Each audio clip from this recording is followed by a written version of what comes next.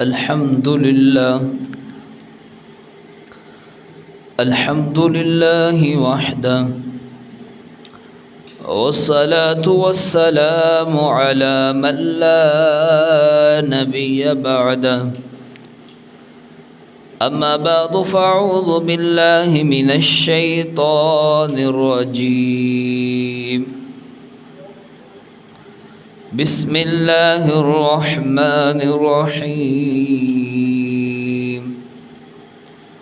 وإن يمسسك الله بضر فلا كاشف له إلا هو، وإن يردك بخير فلا راد لفضله، يصيب به من يشاء من عباده، وهو الغفور الرحيم. آمنت بالله صدق الله العظيم. قال النبي صلى الله عليه وسلم: لا عدوى ولا طيرة ولا هامة ولا سفرة. رب اشرح لي صدري ويسر لي أمري واحلل عقدة من لساني يفقه قولي. رب زدني علما رب زدني علما رب زدني علما. سبحانك لا علم لنا إلا ما علمتنا إنك أنت العليم الحكيم. درود پاک. اللهم صل على محمد وعلى آل محمد كما صليت على إبراهيم وعلى آل إبراهيم إنك حميد مجيد. اللهم بارك على محمد وعلى آل محمد كما باركت على إبراهيم وعلى آل إبراهيم إنك حميد مجيد.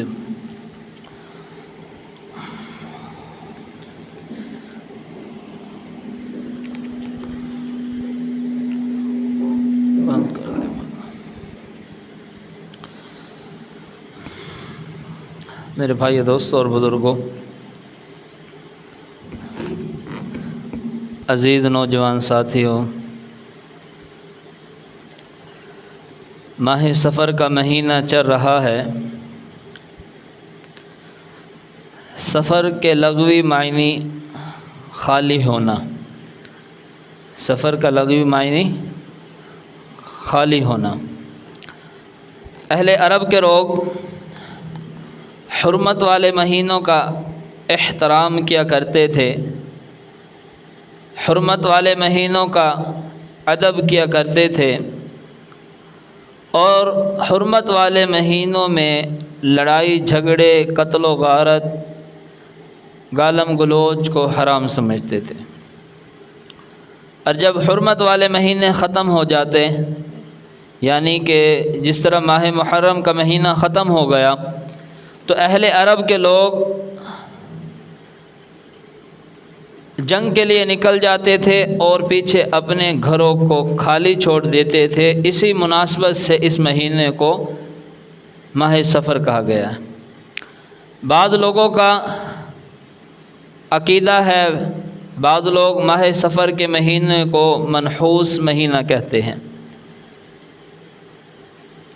اور اس مہینے میں کسی کام کی ابتدا کرنا درست نہیں سمجھتے۔ ان کا کہنا ہے کہ ماہ سفر کے مہینے میں جو کام بھی شروع کیا جائے گا، اس مہینے کے اندر جس کام کی ابتدا کی جائے گی اس کام میں کوئی خیر و برکت نہیں ہوگی، اور آخر کار وہ کام ختم ہو کر رہے گا، یعنی ماہ سفر کے مہینے سے ڈرتے ہیں، خائف ہوتے ہیں، اور اس مہینے میں کسی قسم کی کام شروع نہیں کرتے، تو جب کہ اللہ تعالیٰ نے ایسے تہمانہ خیالات، فاسد خیالات کی تردید کی ہے، کیونکہ سارے کے سارے مہینے اللہ تعالیٰ کے ہیں، اور ہر مہینے میں جو بھی نفع نقصان ہوتا ہے وہ اللہ ہی کی طرف سے ہوتا ہے۔ آج انشاءاللہ ماہ سفر کے نحوست و بدشگونی کے حوالے سے قرآن و حدیث کی روشنی میں بات کرنی ہے۔ دعا فرمائے اللہ تعالیٰ حق سچ کہنے کی توفیق عطا فرمائے۔ سننے سنانے سمجھنے سمجھانے کے بعد اللہ تبارک و تعالیٰ مجھے اور آپ کو اپنے احکامات پر پورا عمل کی توفیق عطا فرمائے۔ میرے بھائی دوست اور بزرگوں، اللہ تعالیٰ قرآن میں فرماتے ہیں وَإِن يُرِدْكَ بِخَيْرٍ فَلَا رَادَ لِفَضْلِهِ يُصِيبُ بِهِ مَن يَشَاءُ مِنْ عِبَادِهِ وَهُوَ الْغَفُورُ الرَّحِيمُ وَإِن يَمْسَسْكَ اللَّهُ بِضُرٍّ فَلَا كَاشِفَ لَهُ إِلَّا هُوَ، اور اگر اللہ کسی کو تکلیف پہنچانا چاہے تو اللہ کے سوا اسے کوئی دور کرنے والا نہیں ہے۔ وَإِن يُرِدْكَ بِخَيْرٍ فَلَا رَادَ لِفَضْلِهِ، اور اگر اللہ کسی کو خیر پہنچانا چاہے تو اللہ کا فضل کوئی ہٹانے والا نہیں ہے، اور اللہ اپنا فضل يُصِيبُ بِهِ مَن يَشَاءُ مِنْ عِبَادِهِ، اللہ اپنا فضل اپنے بندوں میں سے جس پر چاہے نچھاور کر دے۔ وَهُوَ الْغَفُورُ الرَّحِيمُ، وہ بڑی مغفرت والا ہے اور بڑی رحمت والا ہے۔ تو اس آیت کریمہ سے معلوم ہوا کہ تکلیف دینے والا بھی اللہ ہے۔ اگر اللہ کسی کو کسی تکلیف میں مبتلا کر دے، اگر اللہ کسی کو کوئی تکلیف پہنچائے، کسی پریشانی میں مبتلا کر دے، تو اللہ فرما رہے ہیں کہ پھر اللہ کے سوا اس تکلیف کو کوئی دور کرنے والا نہیں ہے، یعنی تکلیف دینے والا بھی اللہ ہے اور تکلیف کو دور کرنے والا بھی اللہ ہے۔ اور آگے فرمایا وَإِن يُرِدْكَ بِخَيْرٍ فَلَا رَادَ لِفَضْلِهِ، اور اللہ اگر کسی کو نفع پہنچانا چاہے، اللہ کسی کو فائدہ پہنچانا چاہے تو اللہ کا فضل، اللہ کی مہربانی، اللہ کی رحمت کوئی ہٹانے والا نہیں ہے۔ اور فرمایا یصیب بہ من یشاء من عبادی، اللہ اپنا فضل اپنے بندوں میں سے جس پر چاہے نچھاور کر دے۔ وہو الغفور الرحیم، وہ بڑی مغفرت والا ہے اور بڑی رحمت والا ہے۔ اور اسی طرح ایک دوسرے مقام پر اللہ فرماتے ہیں قُلْ لَن يُصِيبَنَا إِلَّا مَا كَتَبَ اللَّهُ لَنَا هُوَ مَوْلَانَا وَعَلَى اللَّهِ فَلْيَتَوَكَّلِ الْمُؤْمِنُونَ، آپ لوگوں میں اعلان کر دیجئے کہ ہمیں ہرگز کوئی مصیبت نہیں پہنچ سکتی سوائے اس کے جو اللہ نے ہمارے حق میں لکھ رکھی ہے۔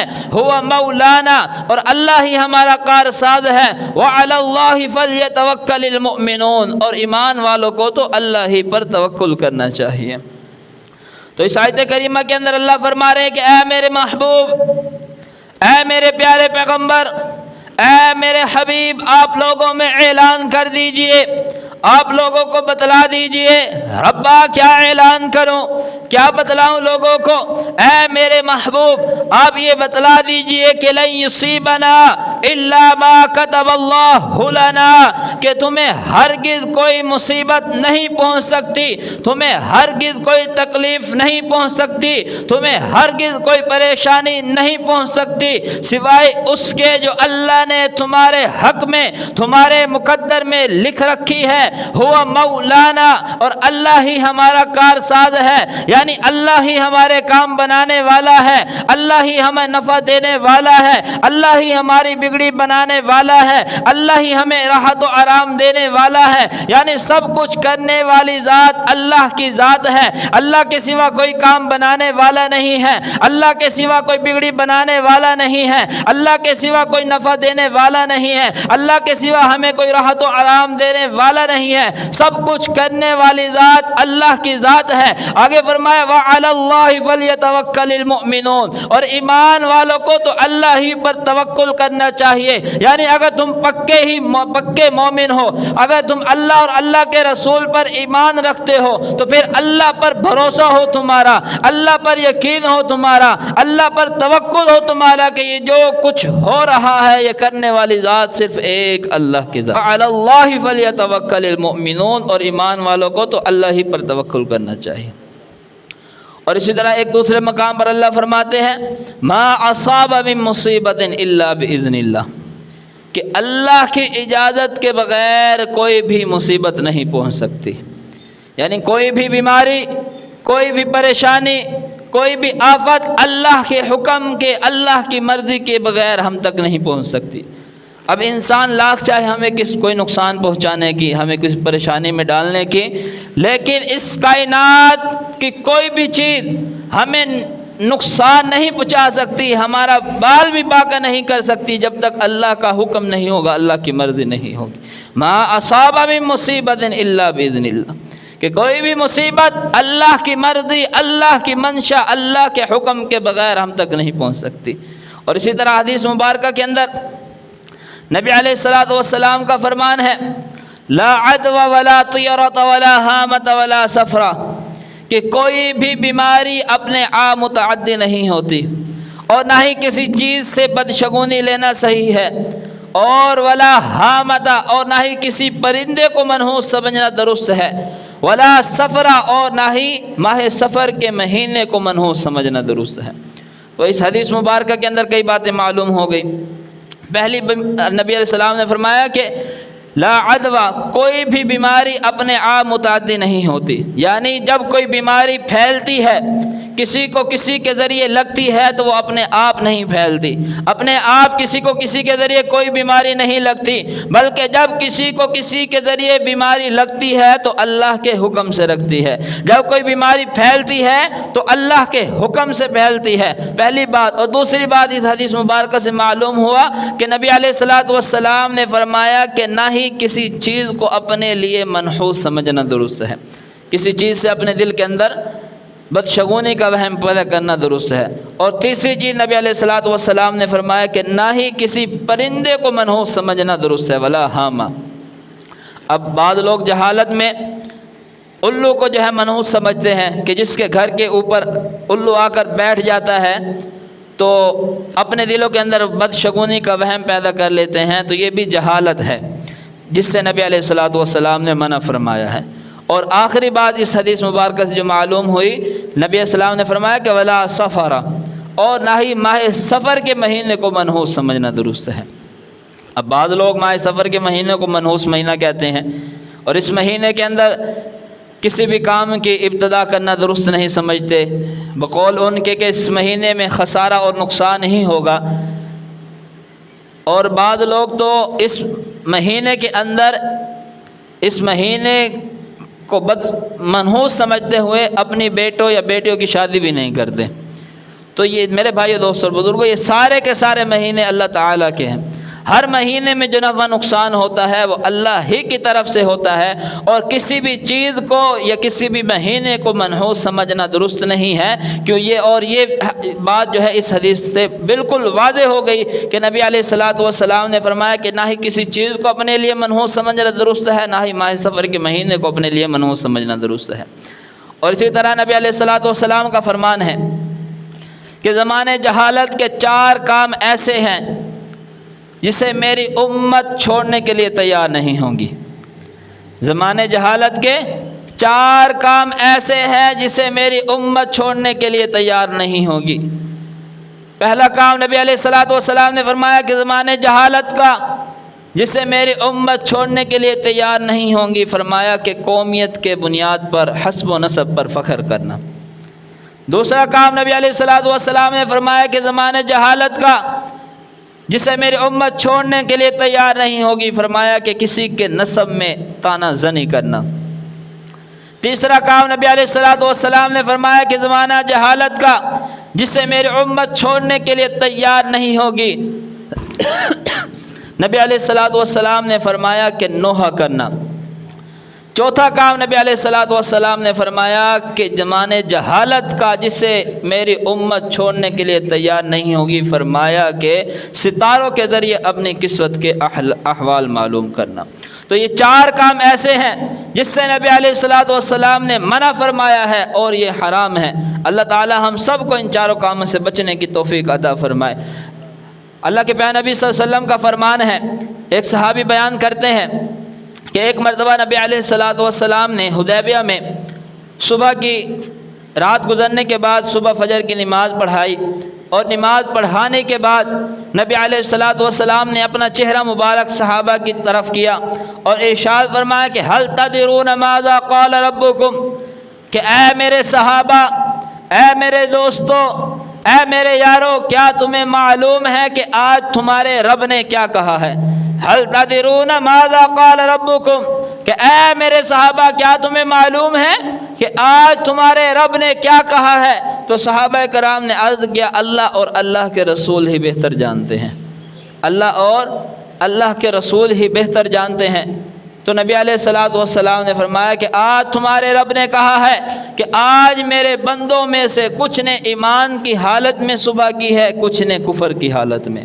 فرمایا کہ بس جس نے یہ کہا کہ ہم پر اللہ کے فضل اور اللہ کی رحمت سے بارش ہوئی، تو وہ اللہ پر ایمان رکھنے والا اور ستاروں کی تاثیر کو انکار کرنے والا ہے، ایسے بندے کی صبح ایمان کی حالت میں ہوئی ہے۔ اور جس نے یہ کہا کہ ہم پر فلاں فلاں ستاروں کی وجہ سے بارش ہوئی ہے، تو ایسے بندے نے اللہ کے ساتھ کفر کیا، اور ایسے بندے کی صبح جو ہے کفر کی حالت میں ہوئی ہے۔ تو بہرحال میرے بھائی دوست اور بزرگوں، یہ سال، مہینے اور یہ دن رات اور وقت کے ایک ایک لمحے کا خالق و مالک اللہ ہے۔ اللہ قرآن میں فرماتے ہیں ان عدۃ الشہور عند اللہ 12 شہرا فی کتاب اللہ یوم خلق السماوات والارض منها 4 حرم، کہ بے شک مہینوں کی گنتی، مہینوں کی تعداد اللہ کے نزدیک 12 ہے، اور ان میں 4 مہینے حرمت والے ہیں، اور یہ اس دن سے ہے جب سے اللہ نے زمین اور آسمان کو پیدا کیا۔ تو دیکھیے اللہ تعالیٰ نے کسی بھی مہینے کو یا کسی بھی سال کو یا کسی بھی گھڑی کو منحوس قرار نہیں دیا، بلکہ آج یہ توہمانہ خیالات، فاسد خیالات غیر مسلموں کے ذریعے مسلمانوں کے اندر ڈالے جا رہے ہیں۔ مثال کے طور پر اگر کوئی بندہ سفر کر رہا ہے، اس کے سامنے سے کوئی کتا راستہ کاٹ لیتا ہے یا کوئی بلی راستہ کاٹ لیتی ہے، تو وہ اس کو بھی اپنے لیے منحوس سمجھتا ہے اور واپس پلٹ جاتا ہے یا کسی کے دوسرے کے گزرنے کا انتظار کرتا ہے۔ تو آج یہی فاسد خیالات مسلمانوں کے اندر بھی پائے جاتے ہیں۔ تو میرے بھائی دوست اور بزرگوں، تمام تر باتوں کا خلاصہ یہی ہے کہ یہ دن رات، یہ ماہ و سال اللہ تبارک و تعالیٰ کے پیدا کرتے ہیں، اور ہر مہینے میں جو بھی نفع نقصان ہوتا ہے وہ اللہ کے حکم سے ہوتا ہے۔